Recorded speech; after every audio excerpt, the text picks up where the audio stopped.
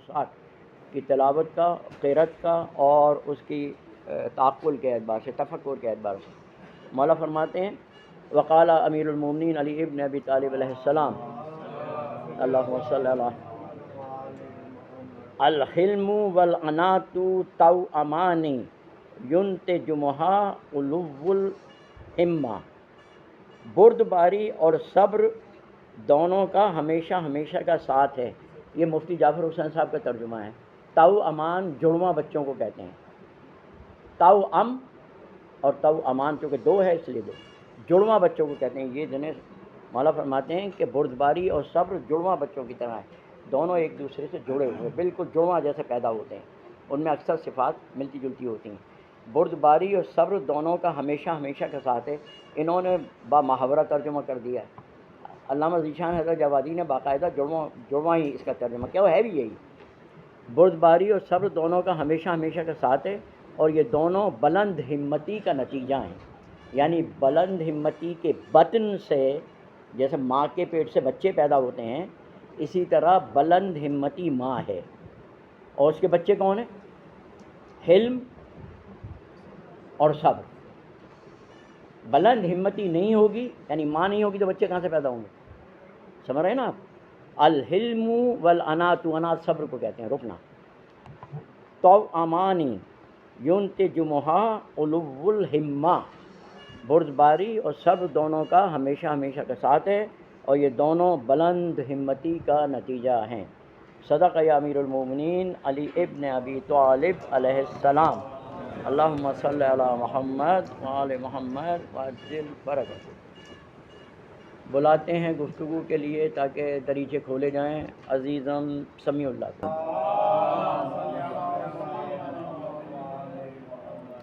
مولانا کلمہ حکمت 460۔ مولا علیہ السلام نے اس چھوٹے سے جملے میں انسان کی کامیابی اور کردار کا پورا نقشہ کھینچ دیا ہے۔ اس کو 3 حصوں میں سمجھتے ہیں۔ پہلا حصہ حلم کیا ہے۔ حلم کا مطلب صرف غصہ پینا نہیں ہے، بلکہ اس کا اصل مطلب یہ ہے کہ جب آپ کے پاس طاقت ہو، جب آپ کے سامنے والے کو سزا دے سکتے ہو، غصے میں تپ رہے ہو، اس وقت اپنے جذبات پر قابو پا کر نرمی اور درگزر سے کام لیں۔ یہ کمزوری نہیں بلکہ اندرونی طاقت کی نشانی ہے۔ دوسرا حصہ عناد کیا ہے۔ عناد کا مطلب ہے کسی بھی کام یا فیصلے میں جلد بازی نہ کرنا۔ حالات جیسے بھی ہوں، پہلے پورے معاملے کو دیکھنا، سوچنا سمجھنا اور پھر سکون و ٹھہراؤ کے ساتھ قدم اٹھانا۔ سبحان اللہ۔ جلد بازی انسان کو ہمیشہ نقصان پہنچاتی ہے۔ تیسرا حصہ دونوں کا جڑواں۔ مولا فرما رہے ہیں کہ یہ دونوں الگ نہیں ہو سکتے۔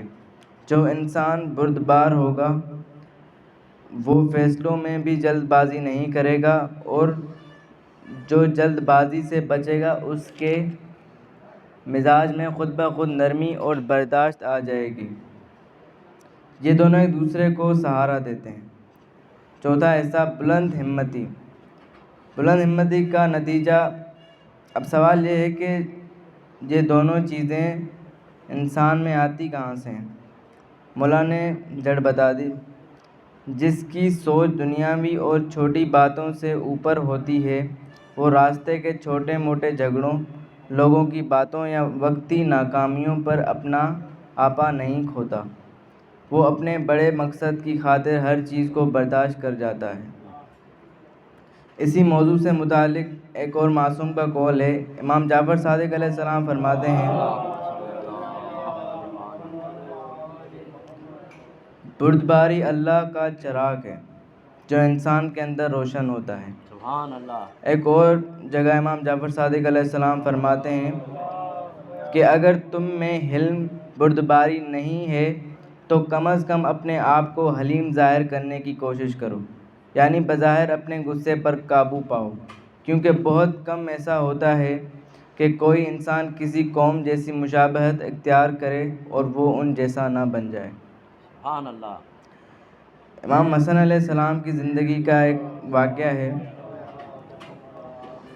ایک شخص جو پروپیگنڈے کی وجہ سے ایک شام کا شخص جو پروپیگنڈے کی وجہ سے اہل بیت سے شدید نفرت کرتا تھا مدینے آیا۔ راستے میں اس نے امام حسن علیہ السلام کو دیکھا جو سواری پر جا رہے تھے۔ اس نے امام کو دیکھتے ہی نعوذ باللہ انتہائی برے الفاظ استعمال کیے اور گالیاں دینا شروع کر دیں۔ امام حسن علیہ السلام نے اس کی تمام سخت باتیں اور گالیاں انتہائی سکون، اطمینان اور ٹھہراؤ کے ساتھ سنی۔ آپ نے نہ تو غصہ کیا اور نہ ہی کوئی جلد بازی۔ جب وہ شخص گالیاں دے کر تھک گیا تو امام علیہ السلام نے غصے کرنے کے بجائے مسکرا کر اسے سلام کیا اور انتہائی نرمی سے فرمایا، اے بھائی، مجھے لگتا ہے کہ تم مسافر ہو اور تمہیں کوئی غلط فہمی ہوئی ہے۔ اگر تمہیں رہنے کے لیے جگہ چاہیے تو ہمارا گھر حاضر ہے۔ اگر تم بھوکے ہو تو تمہیں کھانا کھلاتے ہیں۔ اگر تمہیں کوئی ضرورت ہے تو ہم اسے پورا کرتے ہیں۔ وہ شامی شخص امام کا یہ اخلاق، یہ بردباری اور یہ سکون دیکھ کر حیران رہ گیا اور وہ رو پڑا۔ اس نے توبہ کی اور کہا، میں اس سے پہلے آپ سے اور آپ کے والد سے سب سے زیادہ نفرت کرتا تھا، لیکن آج سے میرے لیے زمین پر آپ سے بڑھ کر کوئی محبوب نہیں۔ یہ ہے فتح، واقعے کا سبق: یہ فتح ہے۔ امام حسن علیہ السلام نے اپنی بلند ہمتی کی وجہ سے غصے کے بجائے حلم کا مظاہرہ کیا اور ایک دشمن کو ہمیشہ کے لیے اپنا دوست بنا دیا۔ اس قول کا نچوڑ یہ ہے کہ اگر زندگی میں کوئی بڑا مقام حاصل کرنا چاہتے ہو تو اپنی سوچ اور ہمت کو بڑا کریں۔ جب آپ کا مقصد بڑا ہوگا تو آپ کے اندر غصے کو برداشت کرنے کا حوصلہ اور حالات کا سکون سے سامنا کرنے کی طاقت خود بخود پیدا ہو جائے گی۔ چھوٹی سوچ والے لوگ جلدی غصے میں آتے ہیں اور جلد بازی میں اپنے کام خراب کر دیتے ہیں۔ صلوات محمد علی محمد کی